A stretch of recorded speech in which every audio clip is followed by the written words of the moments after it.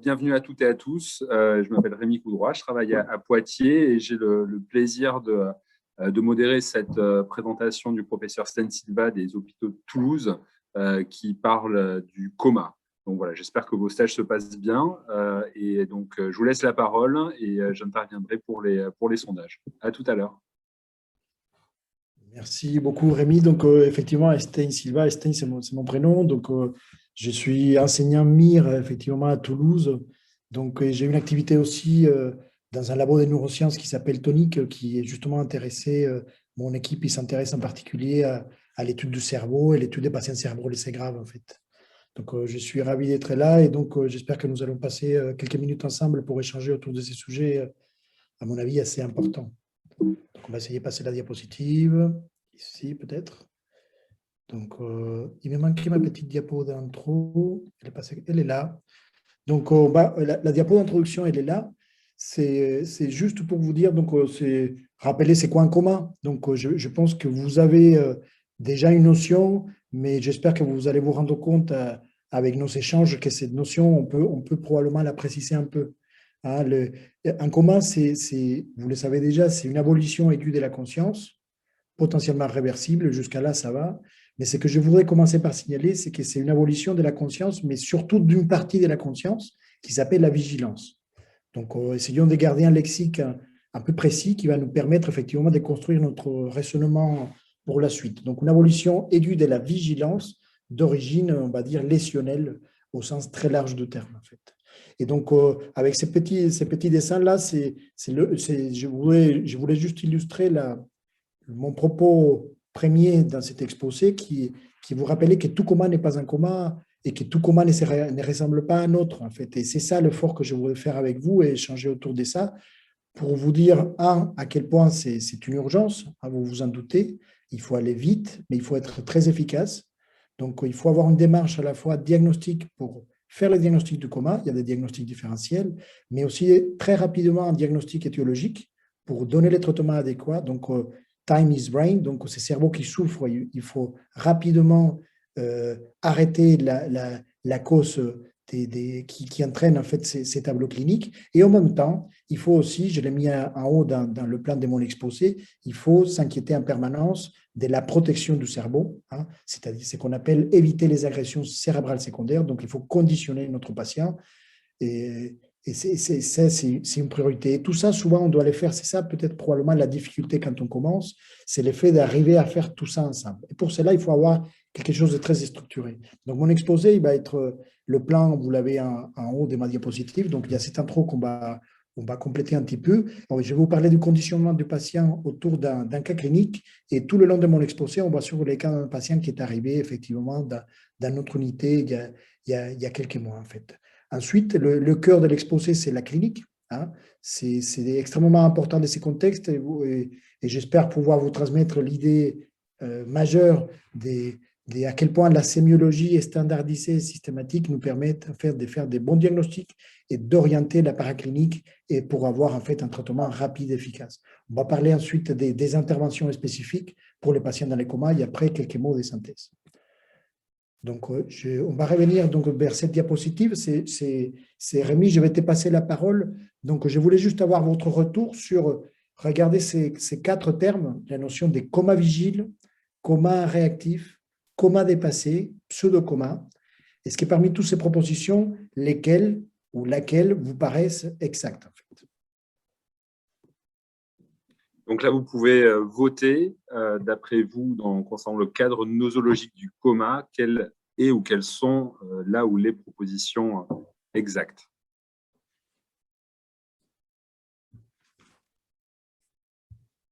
Et c'est encore quelques secondes pour voter.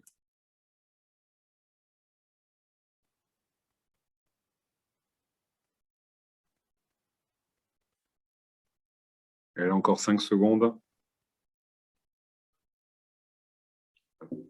Le vote est clos.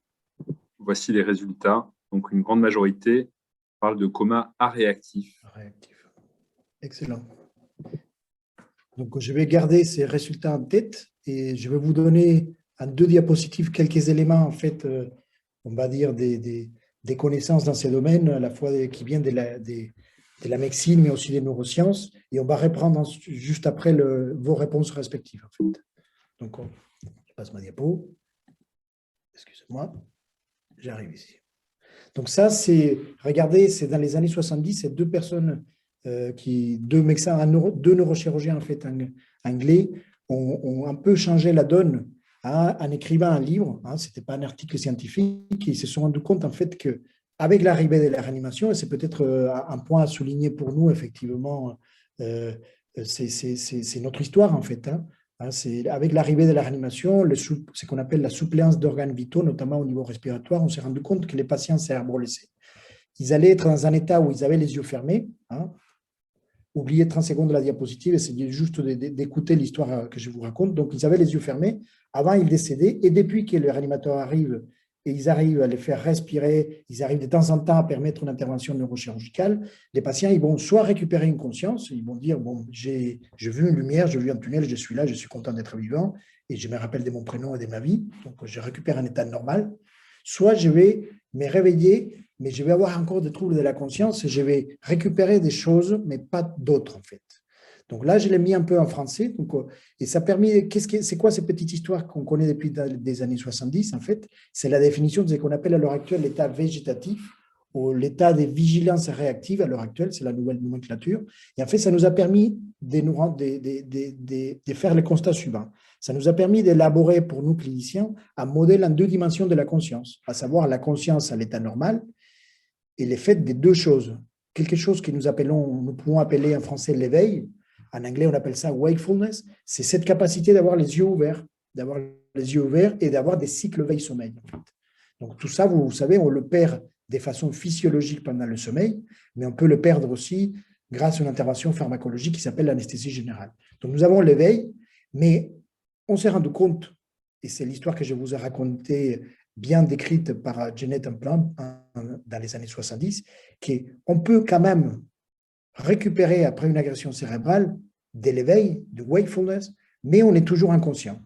On est ces patients dont vous avez peut-être vu dans les services, mais sinon dans pas mal de films, des gens qui sont dans un fauteuil, plus ou moins avec une trachéotomie, qui représente vraiment une difficulté. On peut imaginer à quel point pour nous, clinique, mais aussi éthique, et pour nous, soignants, mais aussi pour leurs proches, des gens qui n'ont pas de contact, on dit, c'est-à-dire qu'ils ne s'interagissent pas avec l'environnement. Donc, en gros, c'est comme si la conscience était faite de deux briques, une point d'entrée des informations qui est l'éveil, le wakefulness, et une deuxième que j'appelle ici conscience, mais en fait, c'est plutôt contenu conscient, en fait. En anglais, on appelle ça le awareness.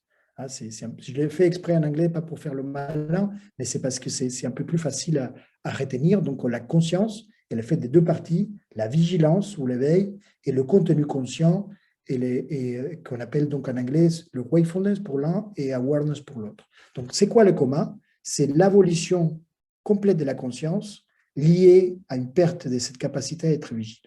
D'accord? Et dans les suites, on va récupérer soit une partie, on est en état végétatif, soit on va récupérer cette partie qui est la vigilance, et de temps en temps, on va avoir accès à la conscience, c'est-à-dire que je suis quand même dans un fauteuil, plus ou moins trachéotomisé, et de temps en temps, j'arrive à serrer la main quand on me le demande, j'arrive à fermer les yeux quand on me le demande. Donc, c'est ce qu'on appelle l'état de conscience minimale. Et le dernier, vous le connaissez déjà, c'est l'état de verrouillage de l'intérieur, ou Locketing syndrome, où les patients ils sont complètement conscients, mais malheureusement, ils sont une tétraplégie et une diplégie faciale. En fait, ils communiquent juste avec le mouvement oculaire. Donc, ça, c'est important. Pourquoi? Parce que là, c'est les neurosciences où arrivent, et c'est vraiment passionnant de se poser ces questions à notre époque. En fait, pendant très longtemps, on a pensé que l'étude de la conscience était quelque chose qui était du domaine de la psychologie, en fait. C'est quelque chose des sciences humaines. Et en fait, petit à petit, on se rend compte que c'est plutôt les sciences dures, donc l'anatomie, pour nous, en médecine, mais aussi les mathématiques, et l'informatique qui nous permettent de comprendre le fonctionnement du cerveau. Et nous savons à l'heure actuelle où ça se passe dans le cerveau pour ces deux parties, grosso modo. La vigilance, en fait, le siège, il est plutôt là. C'est un endroit qu'on appelle la formation réticulée activatrice ascendante. C'est ça à peu près depuis les années 50, grâce à des modèles animaux et des études réalisées à Lyon, en France. Mais en fait, et le reste, ce qui nous manque, c'est cette notion de j'ouvre les yeux, je suis vigile, je suis éveillé, mais cette capacité à dire « je m'appelle Estein, je suis assis ici, je suis en train de parler devant mon ordinateur et j'espère que vous êtes toujours là », c'est contenu de la conscience, en fait, c'est la capacité à diffuser l'information un peu partout dans le cortex. Donc, nous avons déjà une notion d'anatomopathologie qui sera importante pour nous, pour le reste, en fait. Donc, je reprends mon propos. Réticulée activatrice ascendante qui passe ici, vous avez la moelle, le bulbe, le pont, le mésencéphale, l'hypothalamus, le thalamus, et ça passe par là. D'accord? Donc, pourquoi c'est utile? Parce que là, quelque chose qui est, je me rends compte en discutant souvent pendant les gardes avec mes collègues, en fait, quelles sont les lésions structurelles, si je vous pose la question, qui sont responsables du coma, mais en fait, c'est les lésions de ces structures-là. C'est les lésions essentiellement de la vigilance et de ces boucles de diffusion. Donc, les lésions au niveau du pont, mais pas le pont en avant, plutôt en postérieur. Les lésions mésencéphaliques paramédianes, thalamiques bilatérales et corticales diffuses. On ne peut pas être dans le coma suite à un AVC cortical, sauf qui est limité en seul hémisphère cérébral, sauf s'il y a de l'œdème cérébral et vous avez, on va en discuter tout à l'heure, des lésions secondaires au niveau de ces structures, notamment mésencéphaliques. D'accord? Donc ça, c'est important à retenir. Donc, on n'est pas dans le flou. Et nous savons, et grâce aux recherches, à la recherche contemporaine, où se trouve où on est en train de préciser quelle est la cartographie, les réseaux neuronaux qui sont responsables de la conscience. Donc, si on revient à nos questions il y a quelques minutes, en fait, toutes les propositions, elles sont fausses, en fait. Hein. Coma vigile, vous avez compris, c'est un terme impropre, parce qu'il n'y a pas de vigilance. Hein. Coma réactif, ça n'existe pas, en fait. Par définition, on a perdu la vigilance si on n'est pas réactif. Souvent, quand on parle de coma réactif, je reviens à ma diapo d'avant, on parle de ces états-là un peu chroniques, en fait, en réanimation. C'est des gens qui sont éveillés et qui, de temps en temps, ils vont récupérer une certaine interaction. Mais c'est plus de coma, ils ouvrent les yeux. Hein. Coma dépassé, c'est un terme très impropre, mais qu'on entend et qui a une notion de pronostic à l'intérieur. Et ça, on ne va pas le traiter aujourd'hui, on le traitera quand vous aurez avancé un peu plus dans votre parcours, on aura, d'après ce qu'on a prévu, l'opportunité d'échanger autour du coma et l'évaluation du pronostic. Mais en tout cas, la phase aiguë, c'est extrêmement difficile et c'est assez impropre et en tout cas maladroit de parler des comas dépassés. Et pseudo-coma, c'est un terme qui est utilisé souvent en psychiatrie, mais c'est pareil, ce n'est pas adapté. Donc, toutes les propositions, elles étaient fausses. Donc, revenons, essayons d'attaquer ensemble un cas clinique, en fait. Hein, on va parler un peu de la notion des conditionnements. Là, le coup de fil que nous avons reçu dans l'unité où je travaille, qui possède quelques lits de déchocage, en fait. Donc, nous avons nos lits de réanimation et nous avons des lits, on va dire, de gestion en soins critiques des patients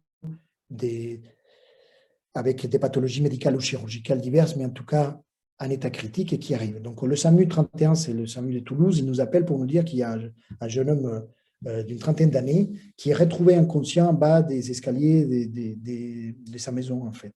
Il habite avec ses parents, il n'a pas d'antécédents, il est fébrile, il a les yeux fermés, il ne réagit pas, et il a une plaie au niveau de l'arcade sourcilière à droite.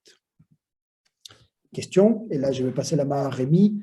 Donc, votre collègue du SAMU au téléphone, il s'est posé des questions et il essaie de prévoir la prise en charge avec vous, en fait. Hein, il aurait besoin des conseils. Donc, il vous pose la question, est-ce qu'il faut chercher une raideur méningée chez ces jeunes hommes comateux fébriles qui sont en bas des escaliers? Et est-ce qu'il faut mettre en place une perfusion rapidement périphérique avec du G5? Est-ce qu'il faut l'entuber, une intubation trachéale, et mettre en place une ventilation mécanique si son score de Glasgow est inférieur à 10?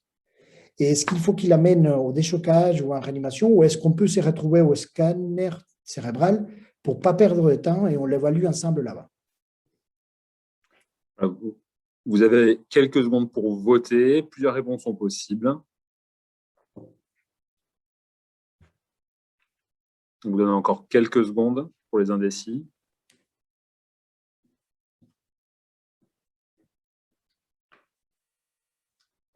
Et je vais mettre fin au vote. Donc, voici les réponses.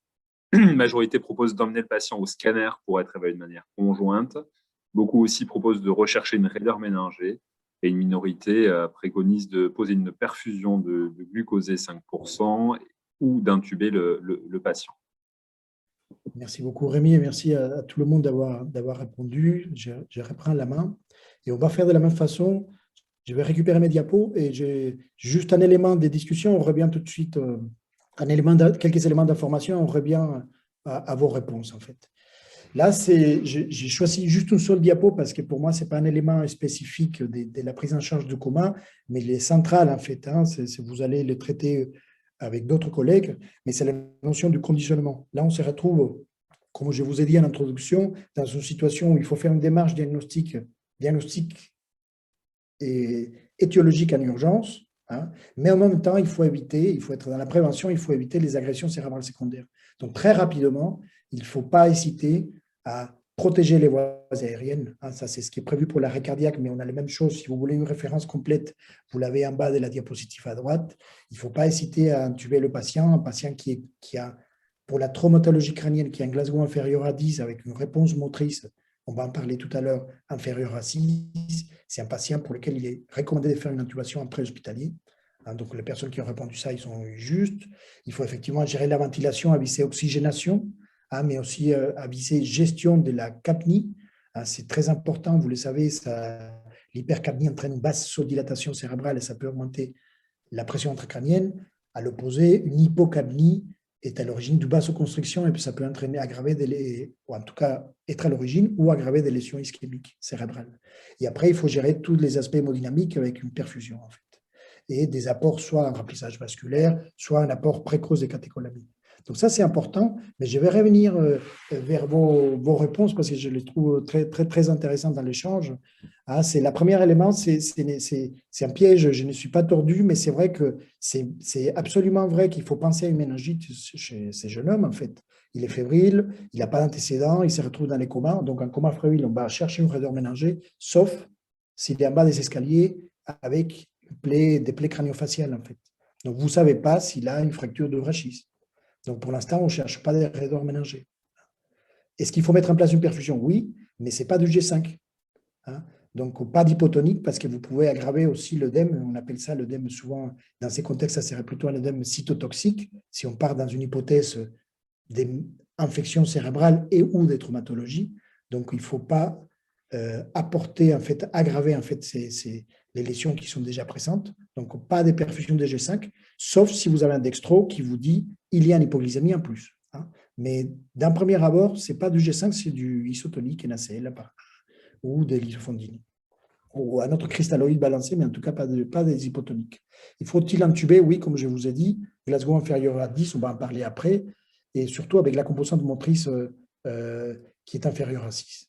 Et très intéressant, vous avez été nombreux et nombreuses à répondre qu'il faut plutôt l'amener rapidement au scan pour ne pas perdre de temps, mais ce n'est pas un piège non plus, c'est une vraie discussion. En fait, c'est pas une bonne idée. Hein. C'est-à-dire que ces patients-là, il faut d'abord les stabiliser pour protéger le cerveau et après très rapidement faire le diagnostic en fait. Les unités des types déchocage et les unités de réanimation, en fait, elles ont montré que dans les contextes du coma, en particulier pour la traumatologie, là, il y a beaucoup de littérature dans ce domaine, il vaut mieux arriver dans un centre expert qui permet rapidement de vérifier que tout est bon, que si le patient, il faut l'intuber, va l'intuber. S'il faut stabiliser la fonction respiratoire et hémodynamique pour éviter des lésions cérébrales secondaires, on va pouvoir le faire. Donc, il vaut mieux arriver au déchocage ou dans un lit de réanimation, faire le point tout en prévenant le radiologue de notre arrivée quelques minutes après. Donc, et ça va nous éviter de faire on va dire, de la réanimation de type préhospitalière au sein de l'hôpital dans une antenne de radiologie, en fait. Donc, la seule réponse qui, à mon avis, était juste, c'est la réponse C, intubation, si les Glasgow est vraiment bas. Voilà. Très important, ça sert à une de mes conclusions, j'insiste encore un petit peu parce que vous avez été très nombreux à répondre D, c'est l'importance, en fait, dans ces contextes, d'avoir une expertise d'équipe, en fait. Hein. C'est les équipes qui sont capables de gérer dans les patients dans le coma, en fait, il y a quand même une certaine spécificité. Et si c'est de la traumatologie, il faut que ce soit, ou un doute sur la traumatologie crânienne, il faut que ce soit des équipes entraînées dans cet axe. En fait. Donc, notre patient, il est là. Et on arrive à ce que j'ai appelé tout à l'heure le centre, le cœur de mon exposé. Donc, je vais vous proposer de faire un tour, j'espère, synthétique et utile pour vous sur la clinique dans ce domaine. Vous savez, la clinique, elle est très riche hein, dans ce qui concerne la sémiologie neurologique. Moi, pour la partie qui nous concerne ce soir, je vous propose de l'étudier avec quelques éléments clés autour des 4 points principaux. La notion de réactivité. Hein, donc, je vais stimuler mon patient et je vais voir quel type de réponse il a. Hein. On ne cherche pas des réponses conscientes, en fait, parce que par définition, il est inconscient, donc il ne va pas nous serrer la main quand on lui demande, il ne va pas ouvrir les yeux à la demande, mais il va y avoir une certaine réactivité qui va nous permettre d'orienter en fait notre démarche diagnostique et les examens qu'on va faire réaliser par la suite. Les yeux, c'est extrêmement important. Je pourrais faire tout un exposé uniquement sur la sémiologie et l'importance de l'examen tout ce qui nous apporte l'examen des yeux chez les patients comateux, le tonus, les réflexes et quelques éléments sur la respiration.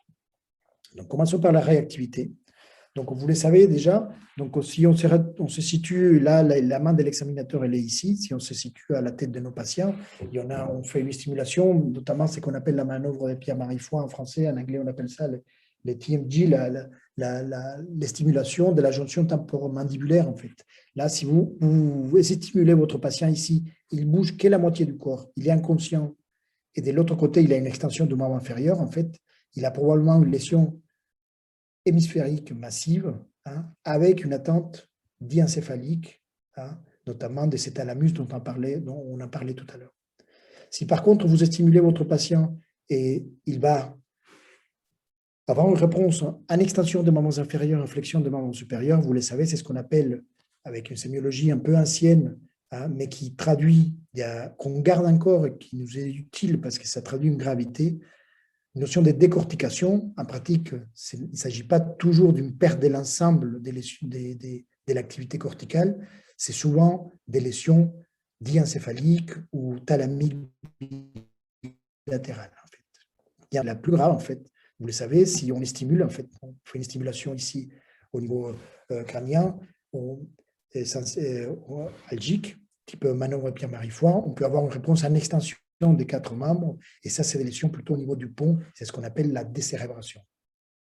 Comme je viens de vous le dire, donc des très mauvais pronostics. Donc, juste ces notions de réactivité, regardez, ça nous apporte déjà quelques éléments de réflexion, et le patient, là, dans le dessin, il est non intubé, mais c'est évidemment quelque chose qu'on peut faire chez un patient intubé ventilé. Les yeux, juste quelques éléments, parce que nous avons pas beaucoup de temps. Donc, je reprends ma petite coupe cérébrale sagittale. Hein. Rappelez-vous, je vous ai dit la moelle ici, le bulbe, la protubérance, le mésencéphale, l'hypothalamus ici, et le thalamus, il est quelque part un peu plus immédiat, mais c'est à cette hauteur-là. Si nous avons des pupilles, en fait, on va dire intermédiaires, symétriques et réactives, déjà là, c'est extrêmement intéressant parce que dans la plupart des cas, en fait, ça va traduire plutôt des lésions corticales diffuses, hein, à l'origine du coma, voire une atteinte d'origine métabolique et pas des lésions, en fait, dans toutes ces structures qui sont à proximité de la formation réticulaire activatrice ascendante. Comme vous le savez, c'est un grand classique, en fait. Si vous avez par contre une anisocorie avec une dilatation d'une pupille qui est fixe, en fait, ça traduit dans la plupart des cas, en fait, une lésion du noyau, une lésion directe, en fait, de la 3e paire crânienne. En pratique, souvent, c'est les noyaux du 3, c'est celle qui est la plus fréquente, en fait, c'est un signe d'alerte d'engagement temporal, et le lobe temporal va venir écraser, en fait, hein, c'est naissance, en fait, du 3 ici, au niveau du mésencéphale. Mais ça peut être aussi un anévrisme, plus ou moins rompu, qui se retrouve à proximité, notamment au niveau de la circulation de la communicante postérieure cérébrale. Hein. Je vous ai mis épilepsie pour être complet. Effectivement, on peut avoir des crises d'épilepsie focale qui se traduisent par des lésions, donc du coup, pas structurelles, mais fonctionnelles au niveau de l'origine des scénars. Si nous avons ici donc, des pupilles plutôt dilatées et fixes, vous le savez, c'est plutôt des signes d'imprégnation de quelque chose d'anticholinergique. On parle des signes atropiniques. Donc, il y a des intoxications aux champignons, par exemple, qui donnent classiquement des tableaux des comas et qui sont atropiniques, ou des comas d'origine métabolique. Et enfin, si vous avez quelque chose de très pontiforme, un aiguille, vraiment en tête d'épingle, soit vous avez une intoxication par ordre de fréquence, c'est toxique. Je ne l'ai pas écrit ici, mais c'est une intoxication aux opioïdes, mais au niveau structurel, c'est plutôt les lésions pontiques qui vont entraîner en fait une atteinte du sympathique, du système sympathique à ces niveaux. Donc, juste soulever les paupières, regarder les yeux, c'est déjà, au niveau des pupilles, c'est important. Après, il y a aussi la notion des les yeux par au niveau de leur motricité intrinsèque, la pupille, mais aussi de leur motricité extrinsèque. Vous savez, ces sortes de bannages qu'il y a au niveau des muscles qui nous permettent à nous tous de regarder dans toutes les directions, en fait. Vous le savez, s'il y a une déviation conjuguée du regard, en fait, d'un côté vers le haut, vers le bas, ou un peu dissocié, mais ça va traduire des lésions. On dit classiquement que les lésions corticales, en fait, elles sont à l'origine d'une préférence du regard, en fait. Je vais m'expliquer, les lésions plus basses, au niveau du pont en particulier, elles vont entraîner une paralysie. La préférence, elle se traduit ici, on dit classiquement qu'on va regarder sa lésion. Si vous faites un AVC, vous êtes dans les comas et vous regardez souvent, notamment l'hémisphère qui est laissé, en sachant que quand il s'agit d'une épilepsie, c'est un peu l'opposé. Si vous regardez si votre patient il a une déviation conjuguée du regard vers le haut, c'est bloqué dans cet état, c'est souvent des lésions corticales hémisphériques. On voit ça souvent chez les patients anoxiques en particulier. Là, c'est thalamique. Et quand vous avez une perte de laxation, en fait, sauf si ce n'est pas de la traumatologie avec une incarcération en fait, des muscles au niveau des planchers de l'orbite, c'est plutôt malheureusement des lésions de tronc cérébral qui sont de très mauvais pronostics. Donc, on a vu là, les côtés intrinsèques, on a vu les côtés extrinsèques, mais on peut avoir aussi des modifications. Je vais voir si la petite vidéo passe. Accrochez-vous.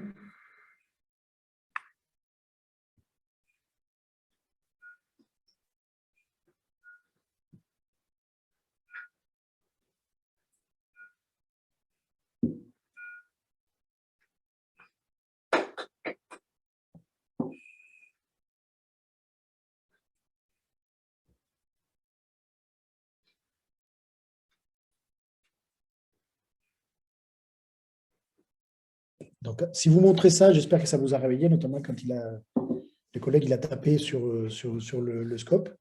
Donc là, ce que vous venez de voir, c'est ce qu'on appelle les bobines oculaires, en fait. Donc, c'est un mouvement rapide vers le bas et lent vers le haut, en fait. Et ça, si vous montrez ça à un neurologue qui a l'habitude, et qui connaît sa sémiologie, mais il va vous dire ça c'est vraiment une lésion pontique cérébrale, en fait.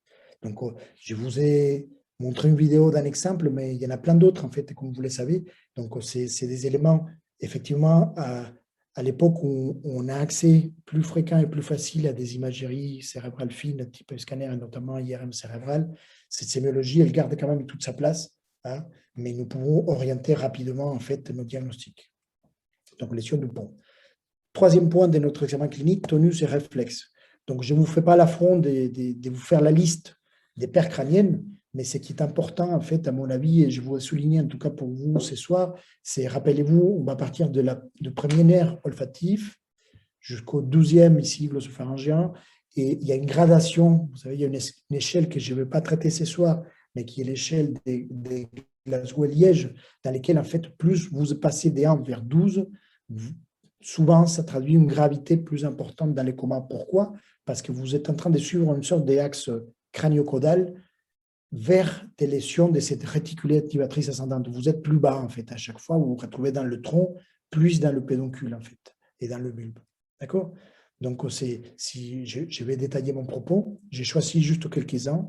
Si vous avez, donc, rappelez-vous, le réflexe photomoteur, vous allez prendre une petite lampe, vous fermez un œil et vous allez stimuler pour voir via sensitif le 2 et au niveau moteur intrinsèque le 3. En fait, s'il y a une réactivité, je vous rappelle qu'il y a une consensuelle et directe. Donc, ça vous permet effectivement de tester en fait les deux yeux et les deux voix de façon indépendante. Je ne rentre pas dans les détails, mais c'est vraiment indispensable à connaître. Donc, vous testez le 2 et le 3 avec le photomoteur. Vous allez pouvoir tester aussi les réflexes cornéens. Donc, je vous incite à le faire dans les bonnes pratiques, à savoir soit vous déposez une goutte de liquide stérile isotonique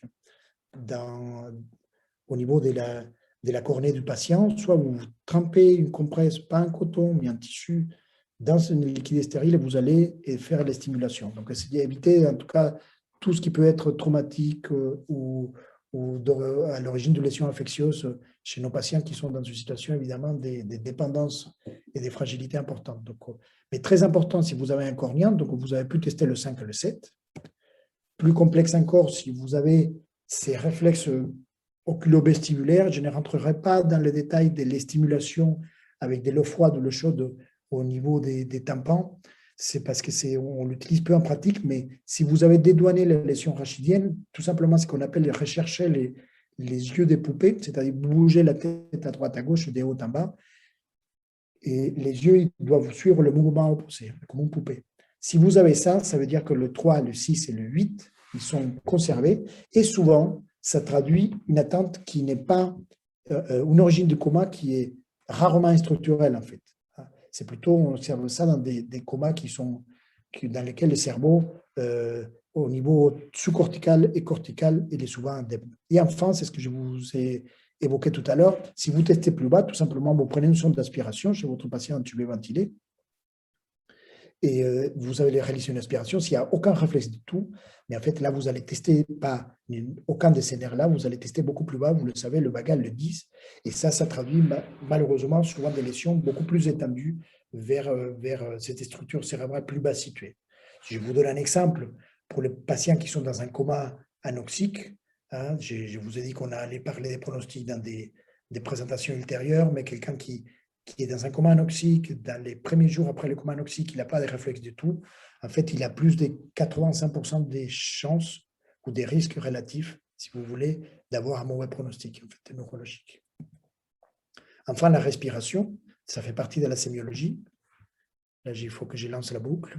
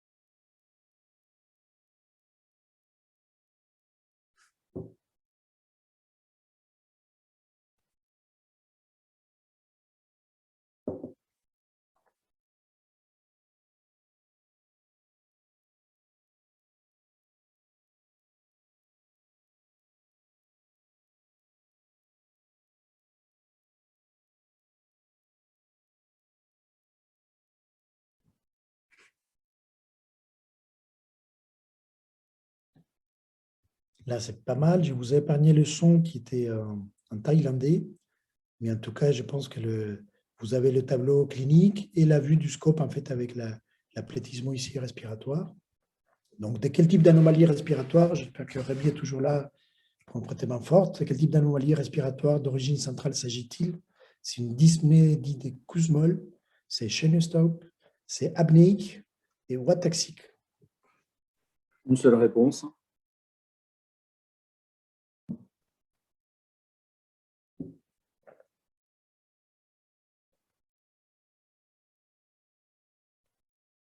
C'est encore 5 secondes pour voter.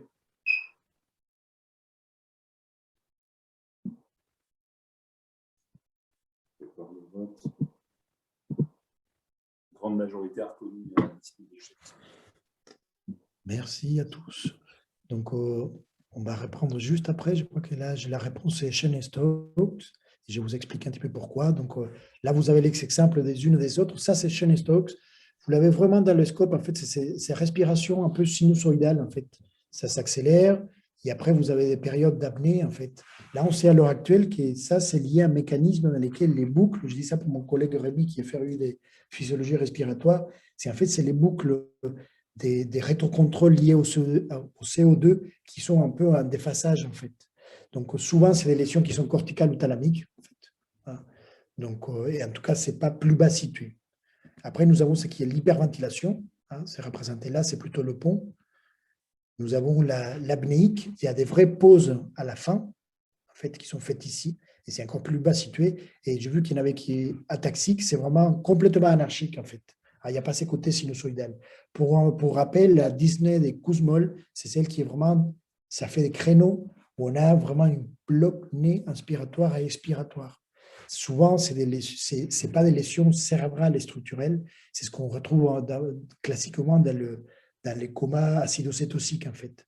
Hein. Donc, ça bloque, ça descend, ça bloque, ça descend. Donc, ce n'est pas du tout sinusoïdal comme on avait ici dans le Cheyne-Stokes. Petit élément, c'est une sémiologie effectivement qu'on voit moins. Là, ces vidéos thaïlandaises que je trouvais sur le net, en fait, la patiente, elle n'était pas intubée. On peut aussi, évidemment, évaluer cet aspect-là. Chez un patient intubé ventilé, évidemment, il faut qu'il soit plutôt dans un pas sédaté ou peu sédaté et dans un régime, dans un mode de ventilation assistée, en particulier en pression, en fait. Donc, on a fait tout ça, et juste 2 diapositives pour dire, donc, on a étudié la réactivité. J'espère que je vous ai donné au moins l'envie de regarder un peu plus en détail les yeux de vos patients. On a étudié les tonus, le réflexe. Je ne vais pas rentrer dans les détails des signes pyramidaux, extrapyramidaux, mais tout ça, c'est extrêmement important. Hein, mais la notion des tonus et des tableaux de Disney aussi à regarder nous permettent de faire quoi? Déjà d'orienter. Hein. Donc, je ne ferai pas l'affront de vous expliquer en détail les scores de Glasgow. Vous avez qu'à savoir des 3 à 15. Attention, il n'y a pas des Glasgow à 0. C'est des 3 à 15. Et les 3 éléments qui sont importants pour nous, vous pouvez les comprendre, j'espère, suite à ce que nous avons échangé depuis quelques minutes, vont être l'examen des yeux, la partie verbale et la partie motrice. Donc, qu'est-ce que je peux vous dire d'autre pour le score de Glasgow? On a fêté il y a 5 ans les 50 ans de l'escore de Glasgow. C'est extrêmement important, mais, je l'ai dit d'emblée, ce n'est pas un escore de réanimation. Voilà. C'est un escore de préhospitalier. C'est un escore qui a permis justement d'orienter le triage des patients. Nous avons qu'un patient qui a une suspicion de traumatisme crânien ou qui est dans le coma au sens large avec un escore de Glasgow inférieur à 10, mais il faut qu'il aille dans un centre adapté. Il ne peut pas aller dans n'importe quel hôpital, de n'importe quelle réanimation. Donc, il faut des équipes qui sachent gérer, faire de la neuroréanimation, en fait. Et ça a sauvé des vies, en fait, ces notions de filiarisation. Après, quand on est une fois intubé ventilé, toute la partie verbale, elle perd évidemment de sa valeur. Hein, et ce qui reste, c'est la partie motrice. C'est pour ça que je vous ai dit tout à l'heure, souvent on va discuter des scores de Glasgow, mais vous ne donnez pas uniquement le chiffre des 3 à 15, il faut donner, et ça on le retrouve dans la littérature des études plus récentes, vraiment préciser quel niveau moteur il avait le patient. Donc c'est une échelle d'étriage, mais ce n'est pas une échelle d'évaluation de la profondeur du coma, et ce n'est surtout pas une échelle qui nous permette de prédire qui va se réveiller ou pas. Hein. On peut être Glasgow 3 et être une semaine après dans un fauteuil en train de regarder la télé, ou être Glasgow 10 et malheureusement passer en état végétatif pendant les quelques décennies après. Ça, c'est l'échelle, on va dire, qui était créée à Édimbourg, comme je vous ai dit, il y a une cinquantaine d'années. Et après, il y a une plus récente qui s'appelle le Forest Score, que je ne détaillerai pas. Je vous donne juste le principe. Il y a les yeux, il y a la motricité, donc on retrouve un peu le score de Glasgow, mais ce qui est intéressant, c'est qu'on va apporter en fait un peu plus de détails sur la partie percrânienne. Là, vous avez vraiment des éléments sur toute cette sémiologie autour de la réactivité oculaire et du test en fait du cornéen et du réflexe des toux ici. Ça, c'est important. Et là, vous avez la sémiologie respiratoire avec un R3, votre Cheyne-Stokes que vous avez bien identifié tout à l'heure. En fait. Est-ce qu'il faut faire l'un ou l'autre? À l'heure actuelle, il n'y a pas d'élément de la littérature pour choisir une échelle par rapport à une autre. Probablement, chez les patients qui ont des Glasgow les plus bas, les comas les plus profonds, on va dire les Glasgow inférieurs à 6, l'échelle de Forest Score est probablement plus discriminante et cette partie devient plus intéressante. Mais aucune des deux a montré une efficacité plus importante en termes de pronostic, comme je l'ai dit tout à l'heure. Revenons à notre patient.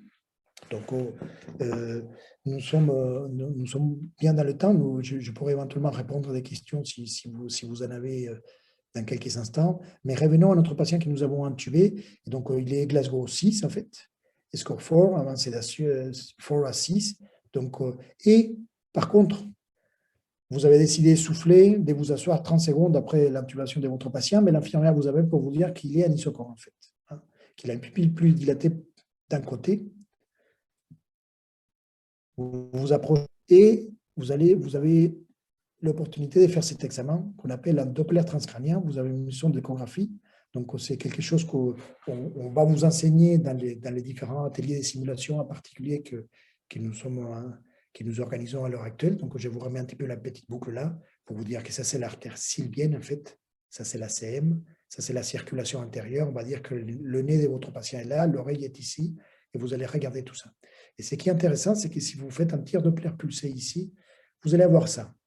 Vous allez avoir chez lui, je ne vous demande surtout pas de retenir les chiffres là, mais retenez que chez ces patients qui a une anisocorie, il a des systoles, mais il n'y a plus de diastoles en fait.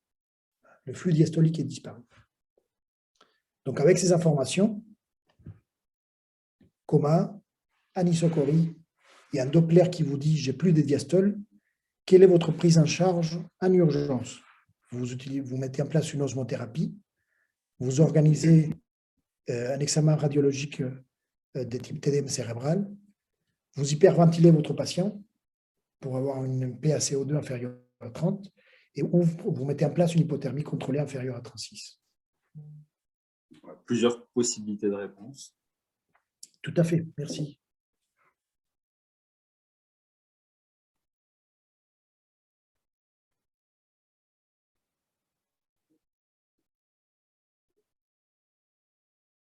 Je vais vous laisser encore une dizaine de secondes pour voter.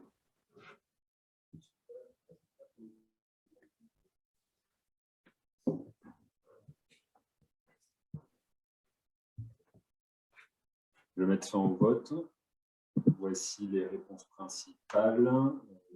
En majorité, c'est un scanner cérébral en urgence et une osmothérapie immédiate. Une minorité, un petit peu moins, un peu plus d'un tiers pour de faire une hypothermie contrôlée et une minorité de faire la ventilation hypocapnique. Excellent, merci beaucoup. Donc, on va revenir vers ces questions-là. Donc, je vous apporte juste un intervalle, quelques éléments de réflexion autour des… Si j'irais bien, malheureusement, je ne vous ai pas en face, mais là, c'est vrai qu'on se retrouve, si je reprends notre histoire clinique, il a une trentaine d'années, il est retrouvé en bas des escaliers fébriles, il est dans le coma, et là, il a des signes, effectivement, d'HTIC avec des signes focaux, notamment ces signes dont je vous ai dit qu'il évoquait une lésion du troisième nerf, en fait, chez la troisième paire crânienne, notamment à gauche chez lui, avec des Dopplers qui sont en faveur d'une HTIC. Donc, ce n'est pas l'objectif ce soir de vous détailler ça, mais pour faire très simple, l'élégance, la beauté du cerveau, c'est que c'est un système autorégulé dans lequel la diastole, pendant la diastole, il reste perfusé en fait, sauf quand le système vasculaire il est écrasé dans un régime de pression trop élevé, donc en HTIC, et vous vous retrouvez dans cette situation où les diastoles disparaissent en fait. Donc là, c'est vraiment un Doppler typique d'HTIC chez ces jeunes patients. Donc l'origine, c'est soit traumatique, soit infectieux. Donc on ne sait pas trop, mais en tout cas, le cerveau, il est vraiment à risque. Donc je suis absolument d'accord avec vous, avec vos réponses, mais je vais revenir sur l'ordre en fait et l'intensité du traitement en fait. Donc là, c'est qu'on suspecte chez lui, c'est effectivement quelque chose qui va entraîner dès l'HTIC, il y a un engagement de ce type-là, c'est ce qu'on appelle l'engagement temporal qui va appuyer sur le nerf 3 ici. Pour rappel, vous avez les autres types d'engagement, c'est celle qu'on appelle centrale ici et sous-falcoriel ou sous-falcique. Une diapositive, si vous voulez, vous avez la référence ici, si vous voulez aller plus en détail dans les contextes de l'HTIC. Il n'y a pas beaucoup de littérature dans les domaines hors traumatologie. Dans les domaines de traumatologie, il y a de la littérature, mais la qualité elle est assez médiocre. Donc, vous avez une revue très complète récente. Je vous ai fait une petite synthèse, en fait, on va dire, de ce qu'on appelle les traitements step by step et étape par étape de l'HTIC. Ce qui est important, c'est de savoir qu'il y a des choses qu'il faut toujours mettre en place, mais c'est ce qu'on appelle le palier niveau 1 pour les experts. On va vraiment faire dormir le patient, même s'il est dans le coma. On va introduire de la sédation pour diminuer la consommation cérébrale en oxygène, mettre le cerveau au repos. On va mettre en place des antipyrétiques, parce que l'hyperthermie, quelle que soit la cause, est un élément d'aggravation. Et ces patients qui étaient déjà intubés ventilés, on va le ventiler en normocampanie, en fait. Donc, en bas, je vous ai mis en gris les effets, on va dire, secondaires de chaque niveau des traitements de l'HTIC. Donc, notre patient, à mon avis, il se retrouve ici, il l'avait déjà eu, et là, il devient un isocore, comme je vous ai dit, il est en HTIC, probablement on a des signes d'engagement en fait temporal. Donc, on va, avant d'aller au scanner, mettre en place un traitement hyperosmolaire, tout à fait, avec des effets secondaires qui sont décrits ici, notamment des déséquilibre hydrosodé ou des troubles hydroélectrolytiques. Donc, par contre, tout ce qui est les paliers supérieurs, Ça, c'est des traitements qui vont être effectués uniquement chez des patients pour lesquels le diagnostic il est déjà vraiment définis et qui ont notamment, dans les contextes de notre patient, eu un scanner cérébral et pour lesquels on a déjà testé toutes les autres options. En fait. Pardon, excusez-moi, je voulais enlever la partie d'avant, mais ce n'est pas bien grave. Donc, c'est la notion, en fait, des soit les comas barbituriques, soit l'hypothermie. Attention, vous avez été quand même un tiers à répondre hypothermie. L'hypothermie thérapeutique, ça sauve des neurones et ça améliore le pronostic neurologique dans les contextes de l'arrêt cardiaque d'origine choquable ou pas choquable, mais c'est l'anoxie. Pour les contextes de la traumatologie crânienne, il n'a pas fait ses preuves. Ça a été testé, mais ça ne marche pas, pour faire court. La crânictomie, je ne vous ai pas posé la question, mais là, vous m'aurez dit, oh, attention, c'est un peu violent. Mais l'hypocapnie, vous en avez, pour certains, vous l'avez évoqué. Je vous ai dit dans l'introduction, attention, ça fait diminuer la pression parce que vous entraînez aux vasoconstrictions, mais on sait bien en 2021 on a beaucoup de données animales et chez les modèles des primates en particulier et chez l'homme aussi, qui montrent bien qu'il y a même à un niveau faible d'hypocapnie, à savoir entre 30 et 35 et encore plus inférieur à 30 de PaCO2, on se retrouve avec des phénomènes ischémiques cérébraux. Donc, pas d'hypocapnie d'emblée. Donc, je vous mets les réponses qui me paraissaient adaptées dans ces contextes. C'est oui, manitol. Oui, avec une main, je lance le manitol et avec l'autre, je le téléphone dans la main pour lui dire au radiologue, j'arrive, et appelons quand même les neurochirurgiens et les collègues du bloc opératoire parce que peut-être il y a quelque chose à faire là rapidement. Donc, pas d'hypocapnie et pas d'hypothermie. Une petite diapositive juste pour vous raconter la fin de l'histoire avant qu'on arrive à la synthèse, mais ça, c'était son scanner cérébral, en fait. Il avait un abcès cérébral, c'est le port d'entrée, c'était une mastoïdite, c'était de pneumocoque avec des anaérobies. Et les coupes plus basses montraient bien un IPM cérébral. Là, on voit bien qu'il y a déjà la ligne médiane, elle est un peu déviée, et que vous avez aussi un engagement sous-falsique. Donc, je vous ai dit, c'était de pneumocoque. Donc, si vous me posez la question, il ne fallait surtout pas faire l'appel dans ces contextes. Et l'identification, en fait, du germe, elle a été effectuée sur les prélèvements péropératoires, en fait. Donc, retenez, si vous voulez, ce n'était pas un piège de vous présenter ces cas, parce qu'il est vrai, mais c'est la notion tout ne peut pas être caricatural, et ce n'est pas parce qu'on a un élément diagnostique qu'on va tout de suite rentrer dans un tunnel et pas évoquer les autres possibilités. Ce jeune homme, il se retrouve par terre dans un contexte qui ressemble à la traumatologie, mais il est fébrile.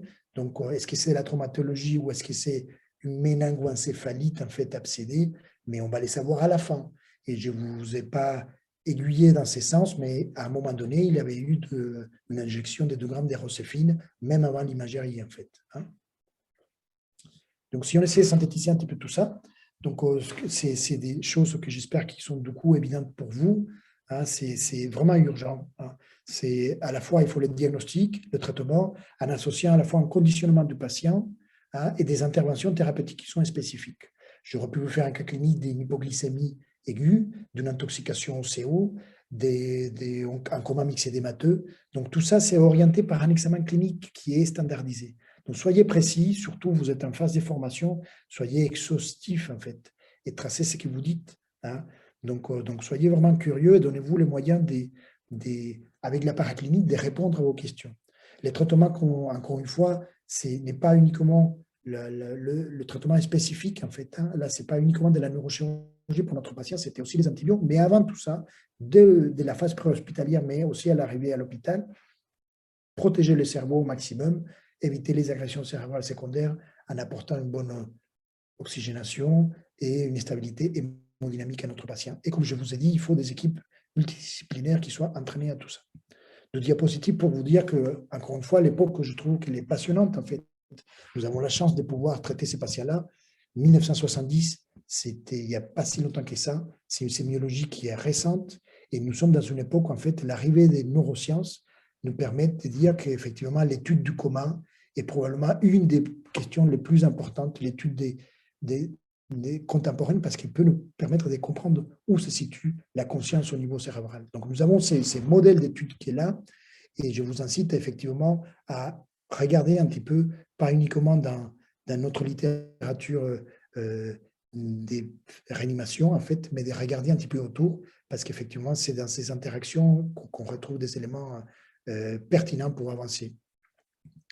Enfin, une dernière diapositive pour vous dire que nous sommes probablement dans les comas. Il faudrait qu'on ait aussi un changement des perceptions.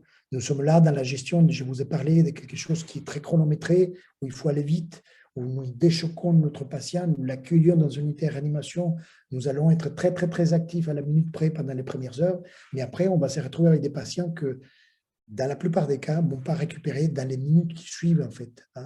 Donc, on va se retrouver avec des patients qui vont devoir rentrer dans des filières des soins dans lesquelles la réanimation est juste un maillon et dans lesquelles il va falloir qu'on ouvre, nous, nos portes, en fait, pour mieux comprendre, en fait, et effectivement, et personnaliser nos soins. Tout comateux n'est pas, n'est pas identique à un autre comateux, mais surtout aussi dans des filières des soins à plus long terme, notamment avec la réhabilitation et un retour à vie active. Je vous remercie pour votre attention et je suis à votre disposition s'il y a des questions éventuelles. Merci beaucoup, professeur Silva, pour ce propos très, très complet. Donc, n'hésitez pas à poser vos questions au professeur Silva. En attendant les premières, moi, j'ai quelques petites questions. Quand vous parlez d'osmothérapie, qu'est-ce que vous préconisez? Du mannitol, du sérum sal hypertonique? Quelle dose? Oui, donc là, c'est très. Les recommandations que je vais vous donner, c'est des recommandations là où il y a de la littérature. Donc, c'est de la traumatologie crânienne.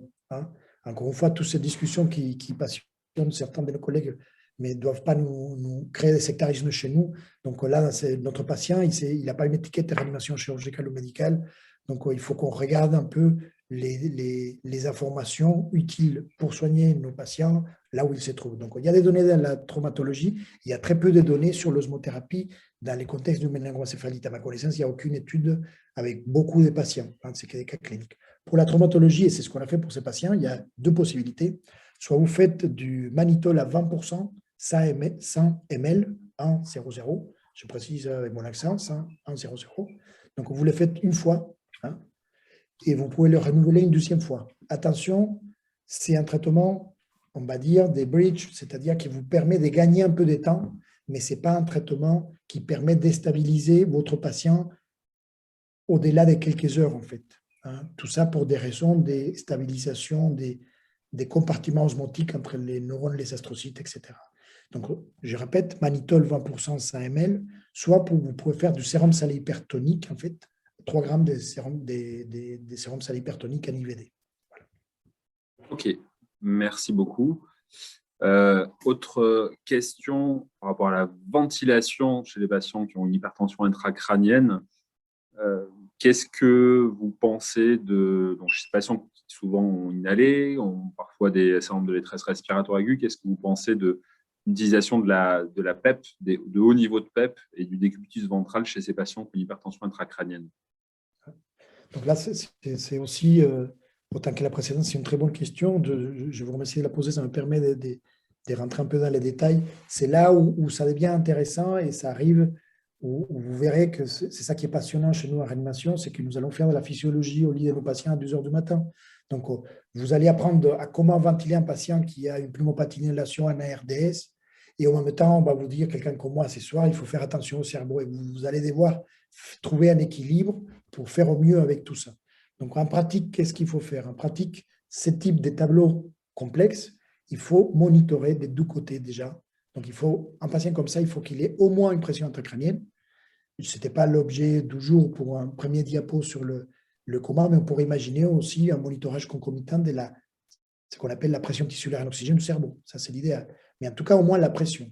Donc, vous avez la pression et de l'autre côté, vous allez avoir tout votre monitorage respiratoire. Et là, vous allez gérer votre patient comme un ARDS.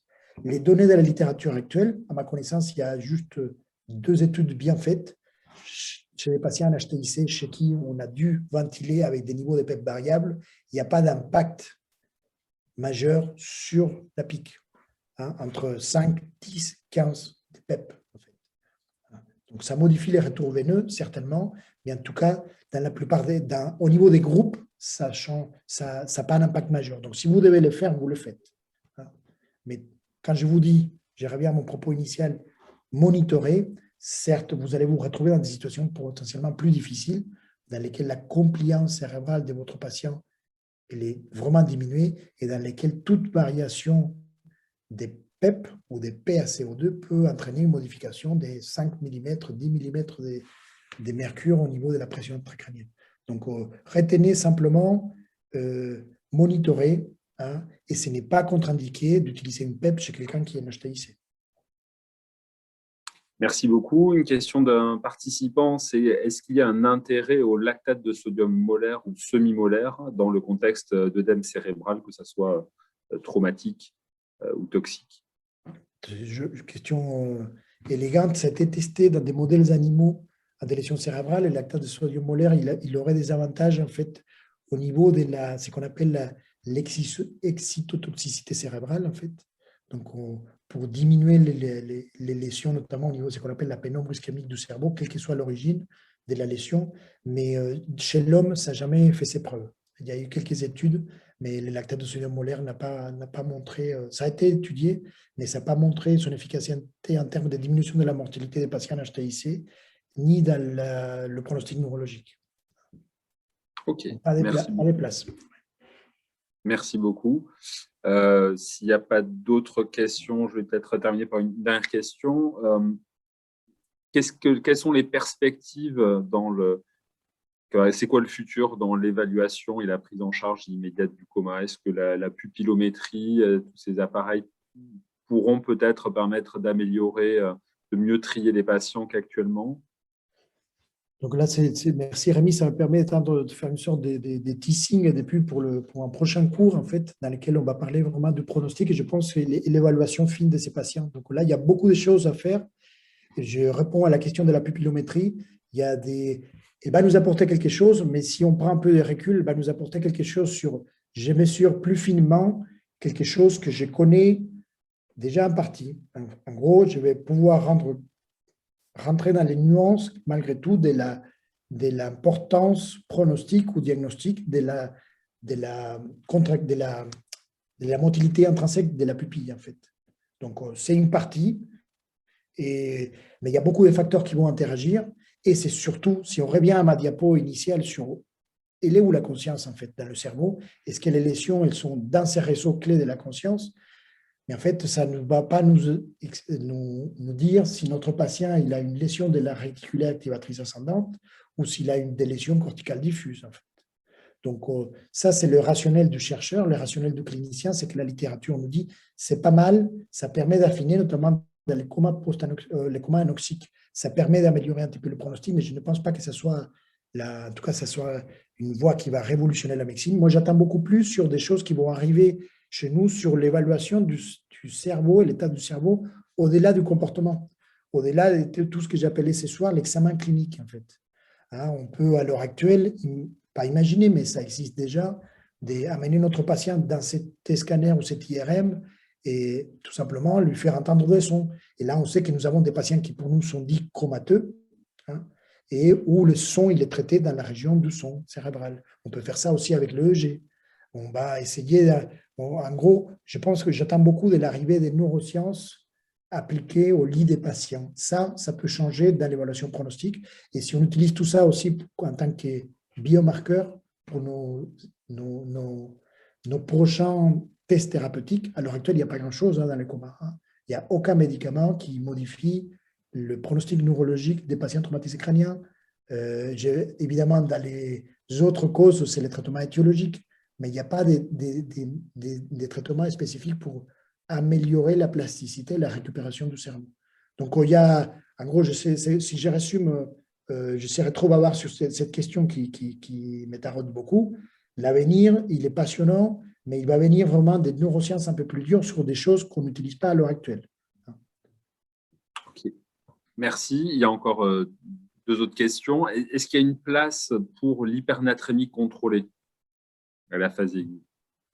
Donc, merci pour cette question. Donc, il y a une place pour l'hypernatrémie contrôlée à la phase, on va dire, pas suraiguë, en fait. En gros, pour vous donner quelque chose de concret.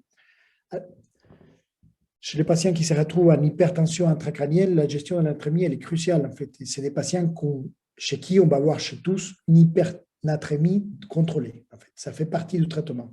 c'est un des facteurs sur lequel on va jouer. Donc, on va se retrouver, on va volontairement se mettre dans la limite haute de l'anatrémie. À la phase aiguë, comme celle de notre patient, c'est qu'on va traiter rapidement, c'est les hyponatrémies qui sont à l'origine du coma, en fait. Et tout ça, c'est, comme vous le savez, c'est en fonction de la rapidité d'installation, on va être notre traitement et notre correction de cette natrémie. Si c'est quelqu'un qui se retrouve en fait avec, dans le coma suite à une potomanie, mais là, on va faire aussi du sérum salé hypertonique pour corriger. C'est quelqu'un qui a un SIADH, qui se retrouve dans le coma de façon très progressive, on va modifier la natrémie, on va corriger l'anatrémie de façon très progressive. Donc, en gros, c'est difficile de donner une recette clé pour dire que tous les patients comateux doivent être hypernatrémiques. À la phase aiguë, ça dépend de la cause. Et un peu plus tard, on va avoir tendance toujours à stabiliser tous les patients dans une zone plutôt de natrémie haute. Voilà. Ok, merci. Autre question, est-ce qu'il y a une place pour le monitorage par NIRS, par spectroscopie dans le proche infrarouge, pour adapter les traitements ou les cibles hémodynamiques chez les patients comateux, hors indication de PTiO2? Voilà, super question. Ça, c'est quand je disais, il faut laisser venir les neurosciences parce qu'il y a des choses qui commencent à arriver. Donc, la NIRS, on ne la voit pas trop arriver, mais elle n'est pas si récente. Donc, c'est les spectroscopies proches de l'infrarouge. Ça s'est traduit, on dirait, un capteur de BIS, en fait, qu'on met sur le front. Et on va regarder, en fait, les modifications de l'état d'oxygénation de l'hémoglobine pour estimer le débit cérébral. Donc, ça marche, mais ça ne marche pas beaucoup, en fait. Il y a deux gros problèmes, en fait. Dès que vous avez du sang entre le capteur et la vascularisation, la circulation cérébrale, les mesures sont fausses. Donc, du coup, en traumatologie crânienne, ça ne marche pas souvent. Si vous avez des PTG frontales, ça ne marche pas.